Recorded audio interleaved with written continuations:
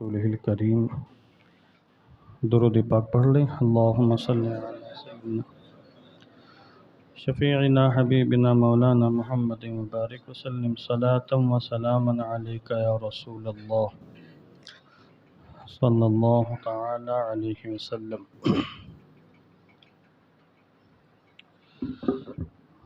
ماہ رمضان کے درس عقائد میں توحید باری تعالیٰ سے متعلق ضروری اور اہم اور بنیادی عقیدوں کو بیان کیا جا رہا ہے۔ آج یہ میرا تیسرا درس ہے۔ توحید کا معنی کیا ہے، توحید کے ارکان کتنے ہیں، اور توحید کے لیے کیا کیا چیزیں ضروری ہیں موحد ہونے کے لیے، مسلمان ہونے کے لیے۔ کل میں نے عرض کیا تھا کہ اللہ رب العزت کے بارے میں یہ عقیدہ رکھنا انتہائی ضروری ہے کہ وہ جسم نہیں ہے، وہ مجسم نہیں ہے، وہ جسم سے پاک ہے اور جسم کی تمام صفتوں سے پاک ہے۔ جو چیزیں جسم کو لاحق ہوتی ہیں ان تمام باتوں سے وہ پاک ہے، منزہ ہے۔ وہ زمانی نہیں، مکانی نہیں، یعنی وہ کسی زمان میں نہیں ہے، وہ کسی مکان میں نہیں ہے۔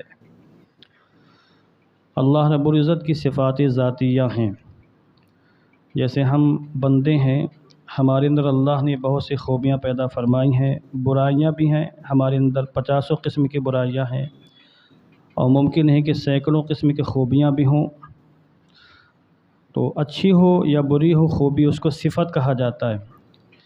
اور کل آپ نے سماعت فرما کہ اللہ ہر عیب سے پاک ہے۔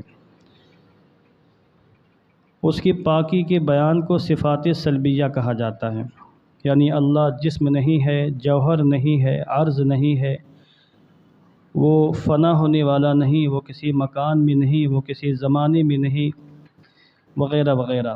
ان صفات کو کہ جنس کی نفی اور جن کا انکار اللہ رب العزت سے کیا جاتا ہے ان کو صفات سلبیہ کہا جاتا ہے۔ اور ایک ہیں صفات ثبوتیہ، یعنی وہ صفتیں، وہ خوبیاں جو اللہ رب العزت کے لیے ثابت مانی جاتی ہیں۔ ان کو میں تھوڑا سا بیان کرتا ہوں، چونکہ پرسوں ہی میرے پاس اس حوالے سے ایک سوال آیا، یہ علم کلام کا سوال تھا۔ بہرحال میں نے ان کو جواب دیا۔ سوال کرنے والے کوئی عالم معلوم ہو رہے تھے، جو بھی میری معلومات ہے اس معلومات کے اعتبار سے میں نے ان کو جواب دیا ہے، اور اس طرح کے سوالات مسلسل آتے رہتے ہیں۔ صفات ثبوتیہ یہ چند ہیں، جیسے اللہ کا حی ہونا، زندہ ہونا، قدیر ہونا یعنی قدرت والا ہونا، سمیع ہونا یعنی سننے والا ہونا۔ تو اس کا حی ہونا، اس کا قیوم ہونا، سمیع ہونا، بصیر ہونا، علیم ہونا، قدیر ہونا، متکلم ہونا اور شائی ہونا، یہ وہ صفات ہیں جن کو صفات ثبوتیہ کہا جاتا ہے۔ اب اس کو تھوڑا سا سمجھنے کی کوشش کریں۔ ازلی اور ابدی ہونے کا معنی تو ہم نے بیان کر دیا کہ اللہ کے بارے میں یہ عقیدہ رکھنا ضروری ہے کہ وہ ازلی ہے، ابدی ہے۔ ازلی کا معنی ازل سے ہے، ہمیشہ سے ہے، اس کی کوئی ابتدا نہیں۔ اور ابدی کا معنی یہ ہے کہ ابد تک رہے گا۔ انہی دونوں معانی کے لیے دو لفظ استعمال ہوتے ہیں، قدیم اور باقی۔ آپ جو اللہ کی صفاتی نام دیکھیں گے تو اس میں ایک آپ کو قدیم ملے گا کہ اللہ قدیم ہے۔ یہ بارہا اپنے علماء سے سماعت بھی فرمایا ہوگا، تو شاید آپ کو تعجب ہوئے کہ یہ قدیم کیا ہوتا ہے۔ تو قدیم جب اللہ کو بولا جائے تو اس کا معنی یہ ہے کہ وہ ہمیشہ سے ہے۔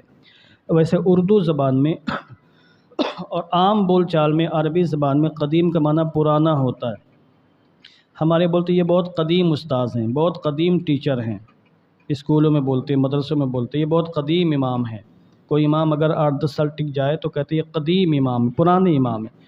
تو ویسے تو اس کا معنی پرانا ہوتا ہے، مگر اللہ کے لیے پرانا ترجمہ نہیں ہوتا۔ جب اللہ کو قدیم کہا جائے تو اس کا معنی یہ ہوگا وہ ہمیشہ سے ہے۔ اور باقی کا معنی ہوتا ہے باقی رہنے والا، کوئی بھی چیز باقی رہنے والے اس کو باقی بولا جاتا ہے۔ اور اللہ کو باقی جب کہا جائے تو اس کا معنی ہوگا کہ وہ ہمیشہ باقی رہنے والا ہے، اس کے لیے فنا نہیں ہے، اس کا اینڈ نہیں، اختتام نہیں، وہ کبھی فنا نہیں ہوگا۔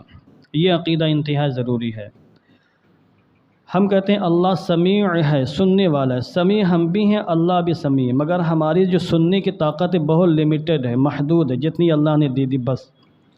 اس میں بھی بڑے بڑے نقائص پیدا ہو جاتے ہیں، بڑے بڑے عیوب پیدا ہو جاتے ہیں۔ جب ہم اللہ کو سمیع کہتے ہیں تو اس کا معنی یہ ہے کہ اللہ ہر شے کو سننے والا ہے، پست سے پست، معمولی سے معمولی آواز کو بھی سننے والا ہے۔ وہ صرف انسانوں نہیں، درندوں کی بھی سننے والا ہے، حیوانات کے سننے والا ہے، سمندروں کے اندر ہزاروں کروڑوں قسم کے مخلوقات ہیں، ان سب کا سننے والا ہے۔ اور بڑی سے بڑی مشین کے ذریعے بھی جن جانوروں کی بولیوں کو سنا نہیں جا سکتا، ان کی بھی اللہ سنتا ہے۔ اللہ دل کی فریاد کو بھی سنتا ہے۔ یہ عقیدہ رکھنا انتہائی ضروری ہے۔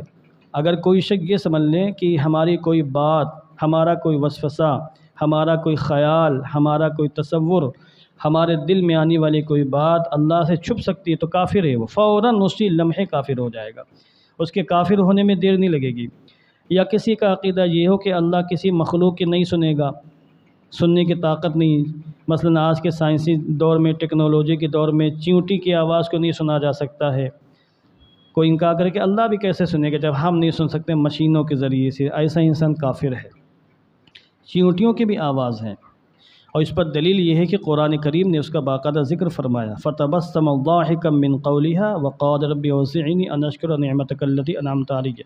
یہ پوری آیت کریمہ سورہ، یہ حضرت لقمان، حضرت سلیمان علیہ السلام کے بارے میں قرآن کریم میں آیا ہے کہ جب وہ وادی نمل میں پہنچے، چینٹیوں کی وادی میں پہنچے، تو چینٹیوں نے جو آپس میں گفتگو کی، اور چینٹیوں کے سردار نے کہا کہ بھائی بلوں میں چلے جاؤ، کہیں ایسا نہ ہو کہ سلیمان کا لشکر تم کو راؤنڈ ڈالے۔ تو 3 میل کی دوری پر تھے سلیمان، مگر انہوں نے سن لیا اور مسکرانے لگے۔ پھر اللہ کا شکر ادا کیا کہ اللہ تو نے کیسی طاقت و قوت اور کیسی نعمت سے ہم کو سرفراز فرمایا ہے۔ تو انسان سن نہیں سکتا تو اس کا مطلب یہ نہیں کہ کوئی سن نہیں سکتا ہے، پر پیغمبروں کو بھی اللہ نے طاقت و قوت دی، تو اللہ کی شان تو بہت بلند ہے، اس کا ہم تصور بھی نہیں کر سکتے ہیں۔ تو جب اس کو سمیعن کہا جائے تو اس عقیدے کے ساتھ سمیعن کہا جائے جو میں نے ابھی بیان کیا ہے۔ اس کی ایک صفت ہے بصیر ہونا۔ بصیر کہتے ہیں دیکھنے والے کو، ہم بھی بصیر ہیں، ہمارے پاس آنکھیں ہیں، ہمارا اور دیکھنا اور اللہ کا دیکھنا بہت فرق ہے۔ ہم اپنی آنکھوں سے دیکھ سکتے ہیں، اور آنکھوں کے علاوہ کسی اور چیز سے ہم نہیں دیکھ سکتے ہیں۔ آنکھوں میں دیکھنے کی قوت اللہ نے پیدا فرمائی ہے۔ اللہ رب العزت بصیر ہے، وہ آنکھوں سے پاک ہے، آنکھوں کے بغیر وہ دیکھتا ہے، وہ آنکھوں کو پیدا کرنے والا ہے، آنکھوں کی قوت کو، آنکھوں کی طاقت کو پیدا کرنے والا ہے، اور جس چیز کے اندر بھی دیکھنے کی قوت ہوگی اس کے اندر اللہ نے دیکھنے کی قوت پیدا کی۔ جب اللہ کے بارے میں کہا جائے کہ بصیر ہے تو مطلب یہ ہے کہ کائنات کے ذرے ذرے کو دیکھنے والا ہے، چھوٹی سے چھوٹی مخلوق جسے مشین سے بھی دیکھا نہیں جا سکتا ہے، خرد و بین سے نہیں دیکھا جا سکتا ہے، ایسی مخلوق بھی اللہ سے مخفی نہیں ہے۔ سمندر کی کوئی بھی مخلوق ہو، خشکی کی کوئی بھی مخلوق ہو، ظاہری دنیا میں، باطنی دنیا میں، عالم اجسام میں، عالم ارواح میں کوئی بھی شے ایسی نہیں ہے جو اللہ سے مخفی ہو، اور کوئی چھپ بھی نہیں سکتی۔ کوئی اگر بند کمرے میں، بالکل کوٹھری میں، اندھیری تاریک رات میں بند کمرے میں جا کے موبائل میں کوئی غلط کام دیکھے کرے اور سوچے کہ ہم تو سب سے پوشیدہ ہیں، کوئی ہم کو نہیں دیکھ رہا ہو، اور یہ دماغ میں اس کے خیال آ جائے کہ اللہ بھی نہیں دیکھ رہا، میں اللہ سے بھی چھپ گیا، معاذ اللہ، تو ایسا انسان کافر و مشرک ہے، اس نے اللہ کی صفت کا انکار کر دیا۔ اس لیے اس کا لحاظ رکھنا بھی انتہائی ضروری ہے، کوئی شے سے مخفی نہیں ہو سکتی۔ ایک صفت اللہ کے علیم ہونا، علم والا، اللہ علیم ہے، علم والا، اس کا معنی یہ ہے کہ کائنات کے ہر شے کا اس کو تفصیلی مکمل علم ہے، پوری تفصیلات کے ساتھ، ڈیٹیل کے ساتھ، غیر متناہی اس کا علم ہے۔ ہمارا علم تو بہت محدود ہوتا ہے، 8، 10، 15، 20، 25 سال میں انسان جو کچھ سیکھ لے، بہت معمولی علم ہے، اس کی تو کوئی حیثیت ہی نہیں ہے۔ پیغمبروں کے علم کی بھی حیثیت اللہ کی بارگاہ میں کچھ بھی نہیں ہے۔ ہم حضور رحمت عالم جان عالم علیہ السلام کے بارے میں یہ عقیدہ رکھتے ہیں کہ اللہ نے آپ کو علم ما کان و ما یکون عطا فرمایا، کہ جو ہو گیا اور جو ہوگا قیامت تک سب کا علم اللہ نے اپنے محبوب کو عطا فرما دیا۔ تو اس پر وہابیوں نے بڑا شور غلہ مچایا کہ یہ کیسے ہو گیا، انہوں نے تو رسول اللہ کے علم کو اللہ کے علم سے ملا دیا، معاذ اللہ۔ تو ان احمقوں سے کہا جائے تو کیا اتنا ہی علم اللہ کا ہے جتنا رسول اللہ کو ہے؟ الدورۃ المکیہ بالمادۃ الغیبیہ کے اندر تفصیل سے لکھا اعلیٰ حضرت نے کہ یہ لوگ الزام لگاتے ہیں کہ سنیوں نے، بریلویوں نے رسول اللہ کے علم کو اللہ کے علم سے ملا دیا، جبکہ رسول اللہ کے علم میں، اللہ کے علم میں سرے سے کوئی مناسبت ہی نہیں۔ کروڑوں سمندر ہوں اور کروڑوں سمندر کے مقابلے میں سمجھ لیجئے کہ ایک قطرے کا ہزارواں حصہ، اس کی جو حیثیت ہے ان کروڑوں سمندر کے مقابلے میں پیغمبر اعظم کے علم کی وہ حیثیت بھی اللہ کے مقابلے میں نہیں ہے۔ یہ ہمارا عقیدہ ہے، چونکہ پیغمبر اعظم کا جتنا بھی علم ہے اللہ کے عطا سے ہے۔ اللہ کا علم عطائی نہیں، یہاں عطائی ہے۔ اللہ کا علم ذاتی ہے، یہاں ذاتی نہیں ہے، عطائی ہے۔ اللہ کا علم غیر فانی ہے، یہاں ممکن الفنا ہے۔ اتنے زیادہ فرق ہونے کے باوجود الزام لگایا جاتا ہے سنی مسلمانوں کے اوپر۔ تو اللہ کا علیم ہونا اس کی ایک صفت ہے، اس کا معنی یہ کوئی شے اللہ سے مخفی نہیں۔ اللہ دنیا میں جتنے بھی ریگستان ہیں تمام ریتوں کے ذروں کو جانتا ہے۔ دنیا کے اندر جتنے درخت، پیڑ پودے، ان سب کو تعداد کو جانتا ہے۔ پیڑ پودوں کے اوپر جتنے پتے ہیں ان سب کی تعداد کو جانتا ہے۔ پتوں میں جتنے ذرات ہیں ان سب کو جانتا ہے۔ ہمارے ظاہری اعضاء کو، باطنی اعضاء کو، سب کو جانتا ہے۔ ہمارے دل کی دھڑکنوں کو وہ جانتا ہے، ہماری سانسوں کی تعداد کو وہ جانتا ہے، دنیا بھر کے تمام انسان جانوروں کے بالوں کی تعداد کو وہ جانتا ہے۔ ایک میں چھوٹی سی مثال آپ کو سمجھانے کے دے رہا ہوں۔ تو وہ علیم ہے، اس معنی کے ساتھ اس کو علیم ماننا ضروری ہے۔ اور جو شخص یہ عقیدہ رکھے کہ کسی شے سے اللہ ناواقف ہے معاذ اللہ، تو ایسا انسان پھر مسلمان نہیں، کافر ہے اور دین سے باہر ہے۔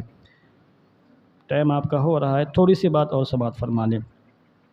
تو اس کا قدیم ہونا، باقی ہونا، علیم ہونا، سمیع ہونا، بصیر ہونا، یہ اس کی صفات ذاتیہ ان کو کہا جاتا ہے، اور انہی کو صفات ثبوتیہ کہا جاتا ہے۔